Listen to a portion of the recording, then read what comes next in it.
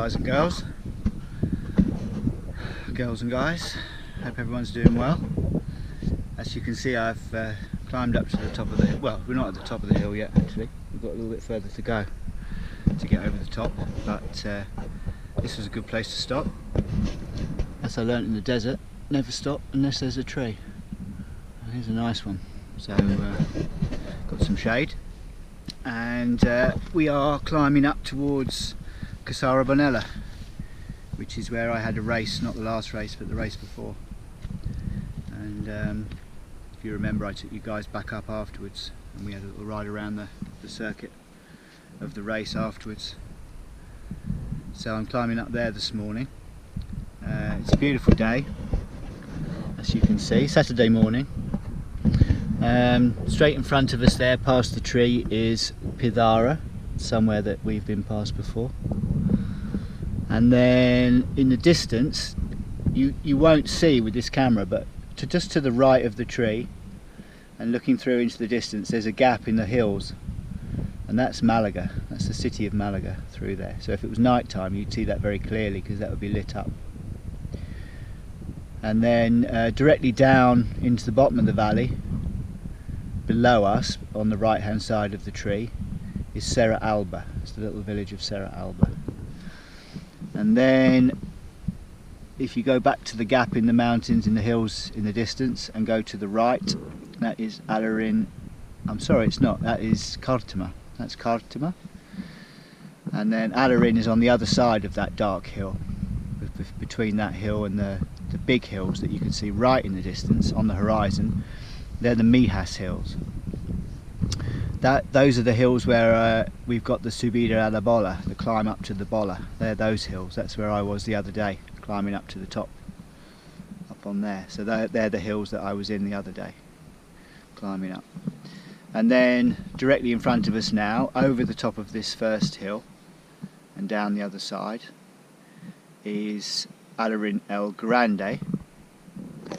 And then as we look across the top of the bike, across the top of the front wheel, to the left of the handlebars, looking straight ahead of us, is Coin, our village, with the quarry in the distance behind. That's where they mine mica, the white stone. You see a lot of it on the driveways here, and actually on these tracks, they put it on a lot of these tracks, white mica. And then we're going around. In the distance you can see the hills are called the Black Hills, the hills on the horizon, called the Black Hills. And then it's all one village actually, that's Monda. You can just see some white properties up on the hill and in the distance. I know this camera's not so good at distance, so hopefully you can see that. And as we come around here, on the big hills you can see there, halfway up is the track that we've ridden along before, and I've stopped and showed you guys looking out into this valley from that track that goes all the way along behind Casarabonela, where the Romans used to march along, and the big staircase comes down into the back of Casarabonela. And Casarabonela itself is over the top of this green hill, this little green hill here, which we're going to ride over the top of in a moment. So that's where we are, guys. I thought I would bring you along today. I've got you just in the handheld, sitting on a stone. I've got you in the handheld thing for the GoPro. The Karma grip is very good, but it's quite bulky, so it's a bit of a thing to take along with you if you're going for any distance. But I'm working on that. I'm working on how that can be mounted best for you guys, and hopefully we'll be able to use it. I'm trying to mount it on in the race in July, the 700 kilometre race. I'll have a rucksack on all the time, and I'm going to try and mount the Karma grip on one of the straps, so that it's here and facing outwards, so you guys get a decent view. And then what I can probably do is connect it up to a little battery pack, so that it doesn't run out of power. So we'll see how we get on with that anyway. What I'll probably have to do for the big race is I'll just do kind of a very short video every day, probably just off the iPhone or something, just to let you know how things are going, because I won't have time to edit anything up or mess around with anything. So I will do the whole race after afterwards, after we finish. But I'll do like a little daily report for you guys every day, so how you're getting on. We've got 2 races coming up before going off to Madrid in July. First race is in Istan, which is not far from my house, just on the other side of Monda over there, behind Marbella. There's a huge lake at Istan, and we are racing there. That's on the 3rd of June, so that's not this weekend, Saturday, Sunday that we are now, but the following next weekend. And then the weekend before I leave, so the weekend prior to the 29th, 30th and 1st, which is when the race starts in Madrid, I've entered a 6-hour endurance race, which is basically you race for 6 hours, and it's whoever's gone the furthest distance in that 6 hours, so it's multi-laps.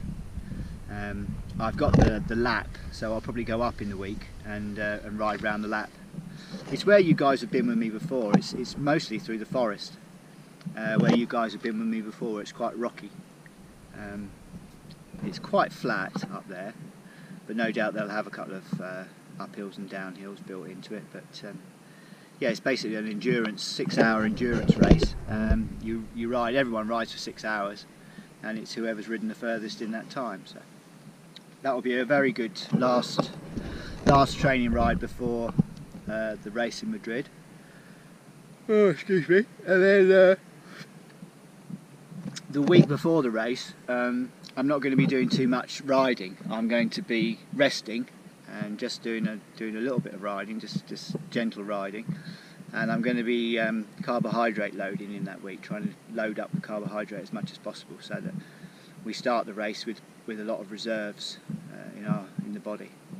Because you know, if you're not ready to do it, after the race, the weekend before the race in Madrid, then you're not going to be ready. You know, going out and training during that week is not going to make any difference. So the better thing to do is to prepare, rest, and load up the carbohydrate, get the glycogen stores right up, and start in a good way for those 7 days. So what I'm actually doing today, guys, is I'm out here. The bike's all broken in now, and I'm actually doing suspension adjustments. I haven't started yet. I've just been riding for an hour, so this is my first break. I'm just having a bite to eat and a drink, and I'm going to ride up to the top of the hill, and then I'm going to make some suspension adjustments, because the suspension's working really well, but it's not working how I want it to work. So I've got a few things to change, so I'm going to change those today, make little changes. They're only tiny changes. To the rear shock, which is here in the middle, the brain system, which is down the bottom, which controls the way the shock works, and then in the shock absorbers themselves at the front, there's a brain system in there as well, and I'm going to adjust that as well today. So you can see by the ring, the red ring, that I'm using pretty much all of the travel on the suspension. So that's about right. You want to be using all your travel, not more. You don't want to be bottoming out, but you want to be using all your travel. If you're bottoming out, then it's not right either. Likewise at the back, I don't know if you can see that red ring on there. That's also showing that I'm using pretty much all the travel. So in a moment I'm going to reset the sag. It's got an automatic system for the sag, like the preload on the suspension, so I'm going to reset that, and I'm going to adjust the way the suspension works a little bit on both ends, and then I'm going to go over the top here and give it a test, and we should be very close once those first adjustments are made, and then we can just make tiny adjustments after that to get it right. But there's been no point adjusting anything up until now, because the bike's too new and things aren't broken in, it's just stiff anyway. So now it's had enough riding on it, I can adjust everything. So very pleased with the bike, it's going very well. It's just a case of fine tuning a few things and getting things how they should be.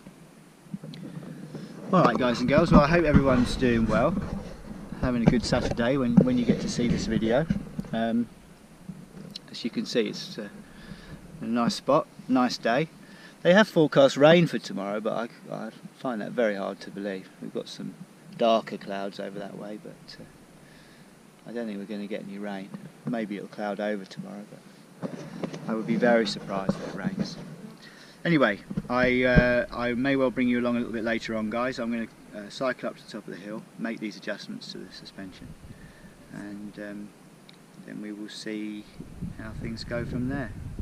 I'm aiming to be home at about 2:30, so in a couple of hours. So I'll do another hour out in this direction, and then I'll go back pretty much straight. So try and pick out roughly where we are. I mean, we're sort of kind of, yeah, I mean, we're kind of straight through here. It's where we live. You can see my finger there. Yeah, so kind of straight through there is where we are. So I can take a fairly direct route home. I've come up here across those plains. I came around, actually. I came around and up here, and I've climbed up these tracks down below us here that you can see making their way up down here. I've climbed up all up down here and up to here, and I'm going to go up over the top of the hill.